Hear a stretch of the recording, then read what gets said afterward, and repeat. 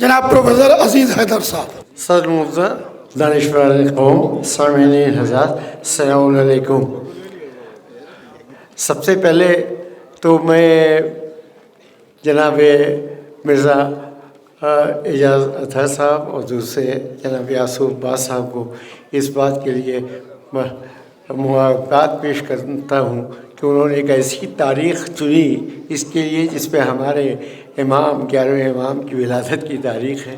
उस दिन ये हुआ, इसलिए हम लोग सब इसमें आपको भी मुबारकबाद देते हैं। और इस वक्त इस बात की तरफ भी वजाहत करना ज़रूरी है कि जिस तरीक़े से खतीब अकबर साहब ने ये शिया पर्सनल बोर्ड बनाया था, तो जिस तरीक़े से उन्होंने अपने ज़माने में इसको कायम किया और हम लोगों ने ख़ास तौर से दिल्ली में और बॉम्बे के अंदर शिरकत की, उसी एतबार से जैसे उसमें लोग शरीक हुए थे, मैं देख रहा हूँ कि ये दोनों बेटे जो हैं उनके कहने के ऊपर ये जब प्रोग्राम हो रहा है तो उतने ही उलमा और दानिशवरान हज़रात और कौम के हज़रात यहाँ भी शरीक हैं।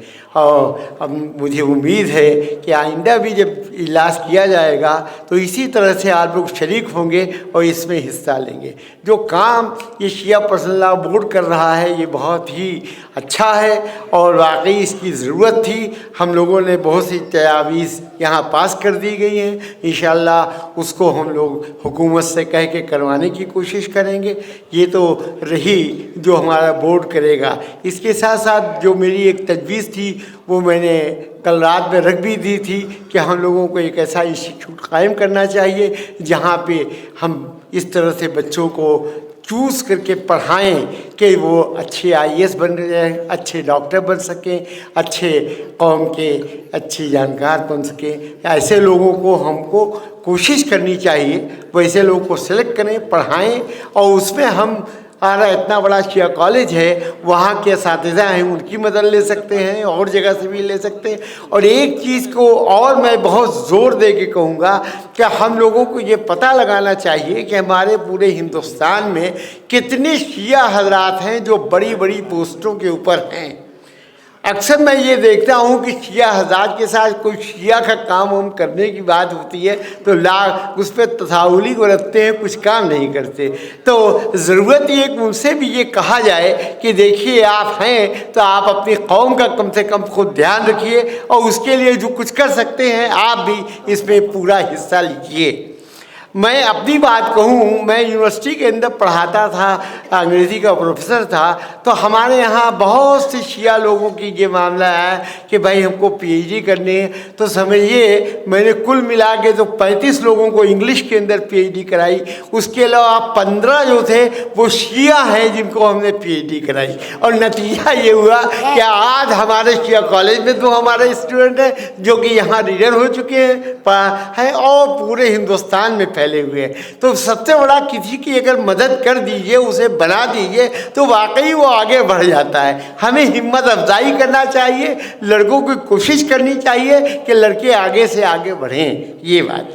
दूसरी बात जो बहुत मैं ज़ोर दे के कहूँगा वो ये है कि ये पर्सनल लॉ बोर्ड को, शिया पर्सनल लॉ बोर्ड ये भी करना चाहिए कि हर शहर में जहाँ अच्छी तादाद में शिया हैं, मर्दूशुमारी की बात बहुत कही जा रही है, तो वहाँ पे अपना सेल बनाएं, अपना एक दफ्तर बना दें, उनको ये काम दें और एक प्रोफार्मा बना दें, सबसे भरवाएं, पता चले कि कितने उस शहर में शिया लोग हैं, क्या करते हैं, क्या उनकी तकलीफ है, सब हमको मालूम होना चाहिए।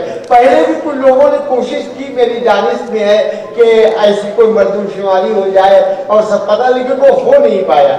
इसमें हमको लोगों को लगना चाहिए, उससे ये पता चलेगा कि कैसे कैसे हमारे यहाँ ज़ेल लोग हैं, कैसे पोस्ट के ऊपर कौन कौन है ये पता भी चल जाएगा और जो कमजोरी है जो हमारे लड़के नहीं कर पा रहे हैं वो कर पाएंगे। तीसरी बात जो मैं कहूँगा जो बहुत ही रोना पड़ता है और जो है वो हमारी कौम का ये हाल है कि हम कैसी तालीम दें।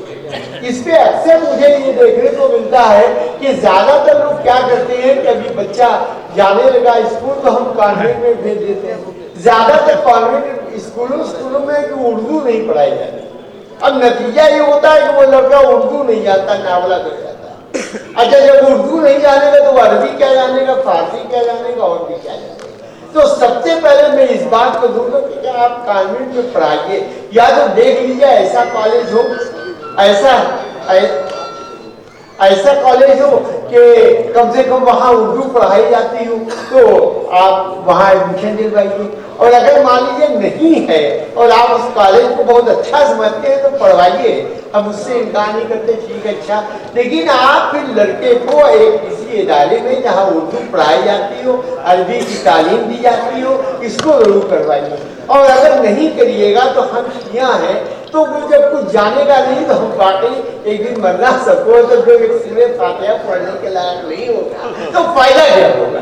तो नतीजा ये बहुत बड़ी कमी है। अच्छा, अब नतीजा ये हुआ है कि जब वो अरबी नहीं जानता, उर्दू नहीं जानता, तो अब देखिए पहले हम लोग के बचपन में ये होता था कि जब सेवम 40वें की मजलिस होती थी तो कुरान शरीफ रख दिया जाता था, लोग एक पारा पढ़ेंगे, बख्शेंगे। अब आलम यह है कि लोग बाहर टहलते रहते हैं,